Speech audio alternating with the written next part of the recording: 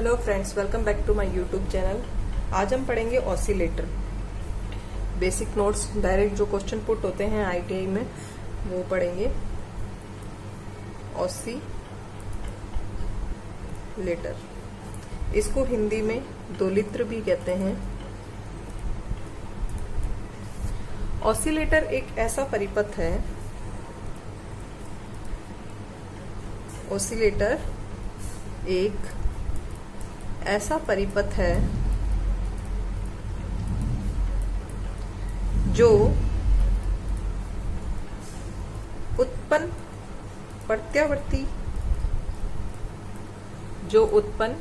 प्रत्यावर्ती से कोई भी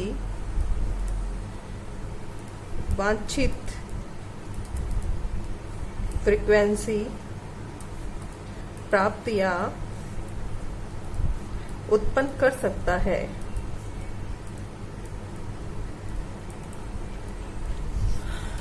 ऑसिलेटर एक ऐसा सर्किट है जिसमें जितनी भी एसी उत्पन्न होती है उसे किसी भी फ्रीक्वेंसी पर उत्पन्न किया जा सकता है बिना किसी एक्सटर्नल इनपुट के। बिना किसी एक्सटर्नल इनपुट सिग्नल के एसी आउटपुट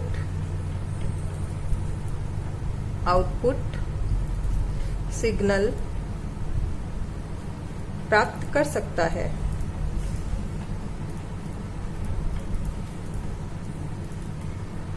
ये तो हो गई इसकी बेसिक डेफिनेशन। आगे हम पढ़ते हैं टाइप्स ऑफ ऑसिलेटर। मेरे वीडियो में आपको बेसिक नोट्स जो डायरेक्ट क्वेश्चन पुट होते हैं मैं उतना ही कराती हूँ, क्योंकि इतना पॉसिबल नहीं है कि इतना वीडियो ज्यादा लेंथी हो जाता है तो अपलोड होने में प्रॉब्लम होती है। इसलिए डायरेक्ट जो क्वेश्चन पुट होते हैं उसी के बेसिस थोड़े से नोट्स जो होते हैं वो मैं अपने वीडियो में अपलोड करती हूँ। Types of oscillator. अब ऑसिलेटर अलग अलग टाइप के होते हैं, वेव फॉर्म के आधार पर, कार्य करने के आधार पर, फ्रिक्वेंसी के आधार पर। तो ये अलग अलग कौन से होते हैं वो देखते हैं। फर्स्ट देखते हैं हम according to wave form.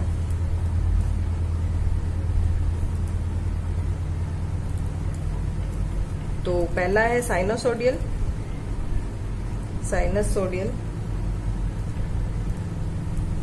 Second है रिलैक्सेशन ऑसिलेटर।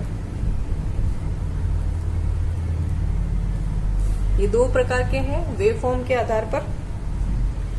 दूसरा जो टाइप है ये फर्स्ट था। सेकंड टाइप जो है वो है क्रियाविधि के आधार पर। क्रियाविधि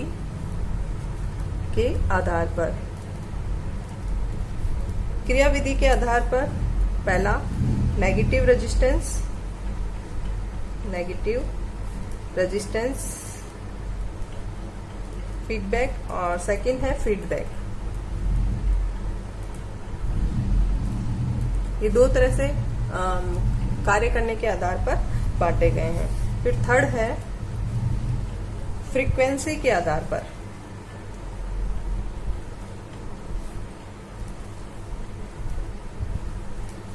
ये क्वेश्चंस डायरेक्ट पुट होते हैं, डायरेक्ट ऑब्जेक्टिव क्वेश्चंस आते हैं कि इनमें से कौन सा ऑसिलेटर का प्रकार है या इनमें से कौन सा नहीं है। तो आपको जो नाम डायरेक्ट पता होना चाहिए, इसका बेसिक पूरा आपका इसमें आ जाएगा इन नोट्स में।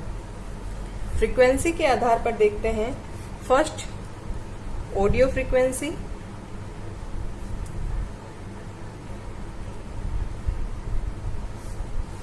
सेकंड रेडियो फ्रीक्वेंसी,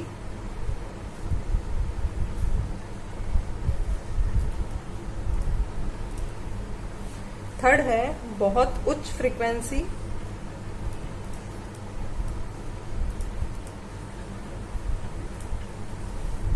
फोर्थ है अत्यधिक उच्च फ्रीक्वेंसी,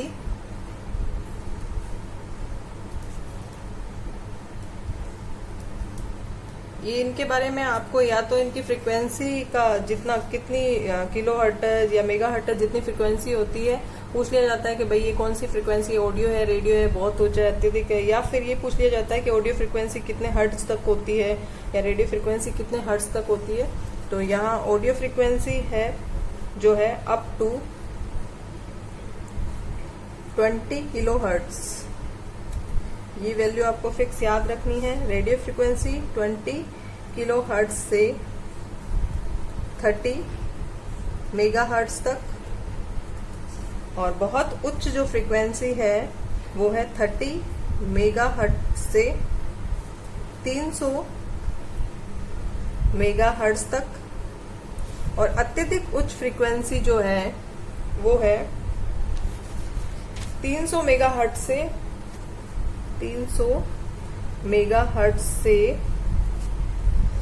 3 गीगा हर्ट्ज तक।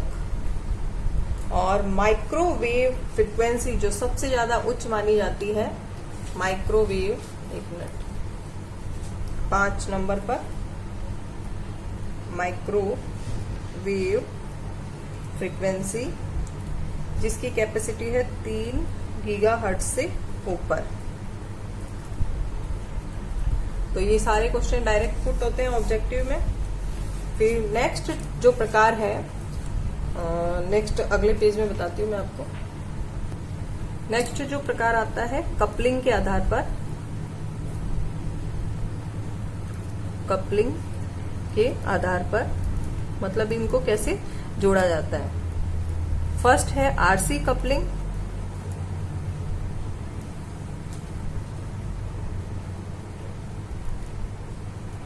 और सेकंड है एलसी कपलिंग। आरसी का रेजिस्टेंस कैपेसिटर कपलिंग और इंडक्टेंस कैपेसिटेंस कपलिंग। अब ये हो गए हमारे कपलिंग के आधार पर। अब हम देख लेते हैं एलसी और आरसी कपलिंग में अंतर क्या है। जो आरसी कपलिंग है वो ये यहाँ पर लिख देती हूँ, ये लो फ्रीक्वेंसी पर ऑपरेट होते हैं, लो फ्रीक्वेंसी पर ऑपरेट होते हैं। लो फ्रीक्वेंसी किस में आती है, ऑडियो, ऑडियो फ्रीक्वेंसी, ठीक है। और जो एलसी कपलिंग होती है ये हाई फ्रीक्वेंसी के लिए ऑपरेट होते हैं, और ये है रेडियो फ्रीक्वेंसी। जो हाई फ्रीक्वेंसी है रेडियो फ्रीक्वेंसी। और ये जो एलसी कपलिंग है वो वेरिएबल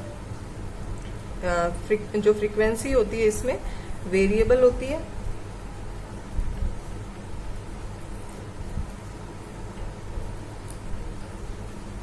जबकि आरसी में क्या होता है, जो फ्रीक्वेंसी है कांस्टेंट होती है।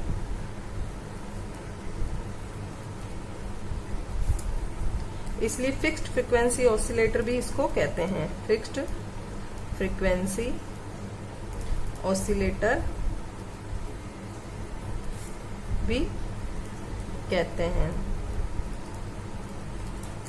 ज्यादा डीप में पढ़ने से अच्छा है, मेरा ये मानना है कि बेसिक जितनी भी जानकारी है वो हमें उस जो भी चैप्टर है उससे रिलेटेड सारा बेस तो आना ही चाहिए।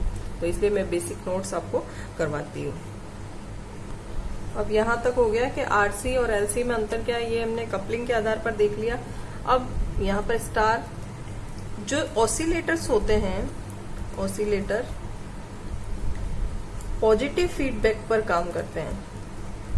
किस पर, ये क्वेश्चन बहुत ज्यादा पूछा जाता है, पॉजिटिव फीडबैक पर कार्य करता है।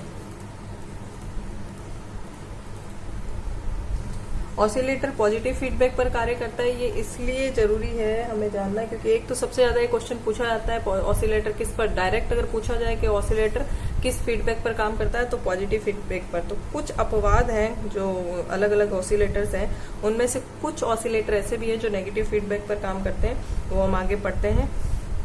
तो आगे देखते हैं हम क्या। अब देखो, लो फ्रीक्वेंसी ऑसिलेटर यानी ऑडियो फ्रीक्वेंसी ऑसिलेटर होते हैं।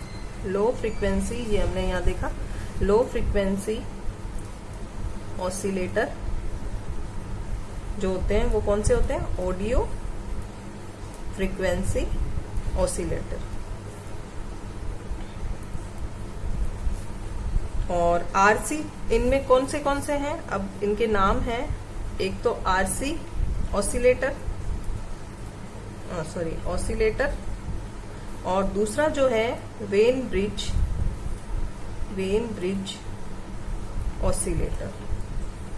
अब आपको डायरेक्ट ये क्वेश्चन पूछा जाता है कि इनमें से कौन सा लो फ्रीक्वेंसी या हाई फ्रीक्वेंसी ऑसिलेटर है, तो आपको नाम पता होने चाहिए। आरसी ऑसिलेटर और वेन ब्रिज ऑसिलेटर किस में आते हैं? ऑडियो फ्रीक्वेंसी ऑसिलेटर्स में आते हैं, और ऑडियो फ्रीक्वेंसी किस में आती है? लो फ्रीक्वेंसी ऑसिलेटर्स में आते हैं। ट्रिपल स्टार बना लो इसको। फिर नेक्स्ट है high frequency oscillator. High frequency oscillator कौन से होते हैं? Radio frequency, high frequency oscillator ये होते हैं कौन से? Radio frequency oscillator.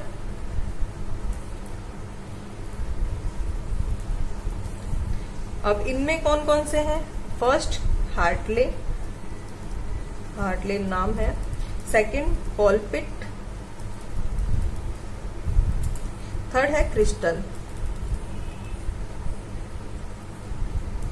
ये तीन तरह के तो रेडियो फ्रीक्वेंसी में आते हैं। रेडियो फ्रीक्वेंसी किस में आती है? हाई फ्रीक्वेंसी ऑसिलेटर्स में आती है, और लो फ्रीक्वेंसी ऑसिलेटर यानी audio frequency oscillator, RC oscillator और वेन ब्रिज ऑसिलेटर।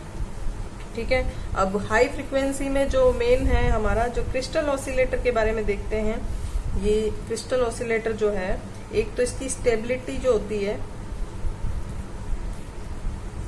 फ्रीक्वेंसी अत्यधिक होती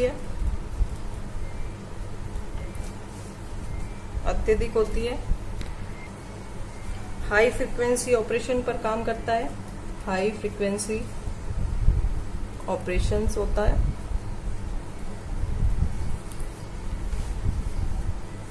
ऑटोमेटिक एम्पलीट्यूड कंट्रोल करता है, ऑटोमेटिक एम्पलीट्यूड कंट्रोल। ये हो गया इसका। मैं आपको मोस्ट जो ऑसिलेटर है या जिनके बारे में मोस्टली क्वेश्चंस पूछे जाते हैं वही करवा रही हूँ।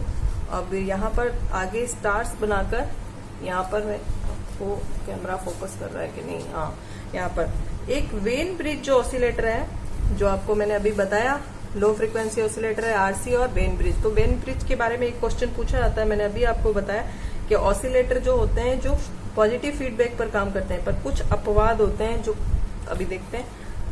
वेन ब्रिज ऑसिलेटर दोनों प्रकार के फीडबैक पर काम करता है, फीडबैक पर उपयोग किया जाता है। दोनों प्रकार के कौन से? नेगेटिव और पॉजिटिव उपयोग किया जाता है। इसको डबल राइट भी बना लो कि ये याद करना ही है, पॉजिटिव और नेगेटिव दोनों फीडबैक पर काम करता है। अगर आपको सीधा सा क्वेश्चन आए कि ऑसिलेटर किस पर काम कर, कौन से फीडबैक पर करता है, तो ऑसिलेटर पॉजिटिव फीडबैक पर करता है।